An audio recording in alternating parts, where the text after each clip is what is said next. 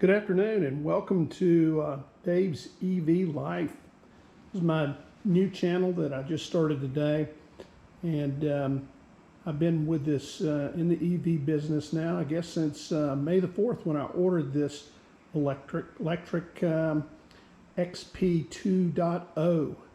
Got it about 2 weeks later and have loved it, although there's been some bumps in the road ever since.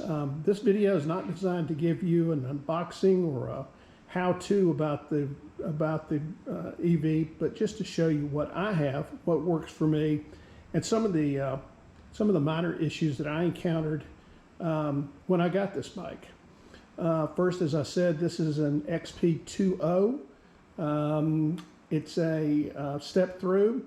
I wanted a step through because of my age and because I had back surgery this spring, and it makes it much easier for me to get on and off the bike. That's the simple reason I went with that. Number two, I wanted a folding bike. A folding bike gives me the opportunity to put the bike in the back of my SUV. Easily can be done, and even with my back problems, which I'm getting better at every day, I can lift this bike and get it in the back of the vehicle and take it wherever I want. So since I got the bike, let's talk about some of the things that have transpired with it. First of all, the bike came intact, but there was a problem when you got down to this portion of the bike with the crank, specifically this portion of the crank. This was warped. It was functional, but warped.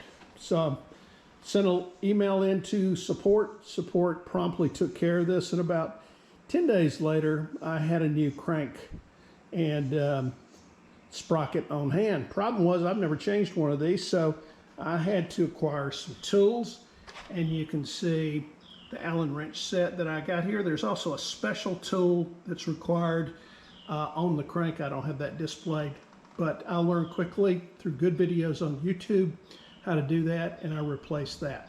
That was the only real issue that I had with the bike in putting it together. The pedals, let's talk about those real quick. These pedals will fold up, as you can see on the right one there. They are not good. They didn't work for me because in the center of the pedal there is kind of a rounded area, and my feet tend to slip off. So I found the pedals that I have installed here on the bike, and I installed those, and that resolved that problem. They don't fold, but that has not been an issue for me at all. I ordered the bike with the comfort seat, which is shown right here, but it's not that comfortable. So I opted to get the Zoom post and a Cloud 9 seat, which works great. It's really helped, makes it very comfortable to ride and resolve that problem. So my recommendation would be order the bike stock and replace it with a seat of your choice. My accessory list is pretty limited. I have the Rock Brothers carrying bag on the back. That allows me to carry a water bottle, stuff on the sides and inside of it. It is water resistant. I do not ride my bike in the rain, so I can't tell if it's waterproof, but that's where we went with that. And the other two items I added was an item for my phone, which you see right here, and then also a mount for my GoPro camera. Got some also over here, a mirror, and I would highly recommend you get the mirror. If you don't see them coming up on you, you're going to have a problem. So it's really, really a good thing to do as far as keeping an eye on cars. I acquired some chain oil, which you see here, and also some slime, flat tire retardant, if you will. I have not put that in the tires yet, but that is my next project. A lot of people talk about lighting as being insufficient on these bikes. I don't ride at night. Call me an old fogey or whatever, but I just don't have a need to do that, so really don't use the lights. But I did add these lights, and As you can see, they go into different modes, and hopefully will alert drivers that they have a bike on the road. I have one also back here in the back.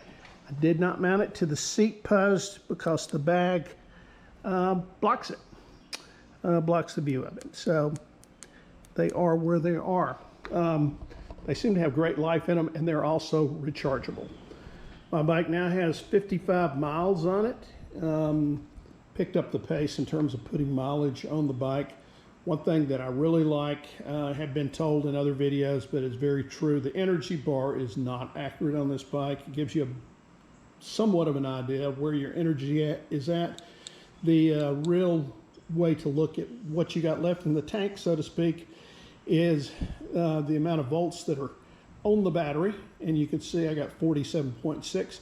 When you get down to about 43, this thing is dead empty and will cease working as far as that goes. But this is a nice little display, and it helps you tell you where you're at in your journey, how far you've gone, and how much juice you have left in the tank. Got nothing good things to say about the shifter on the bike. Works like a charm. Been very happy with that. So I hope you've enjoyed taking a very brief tour of my Lectric XP 2.0. It's been a great 2 months of ownership. I've learned a lot about how to maintain the bike. I've learned how to repair the bike to some extent. Also want to point out this bike does have mechanical brakes on it, and I have not had a problem with them. They came from the shop perfect, so no issues with that. We'll keep you updated on our travels on this bike. We've got some long-range plans for extended trips. Right now we're doing about 4 to 6 miles at a time. Anyway, have a great day. We'll see you on the road. Bye-bye.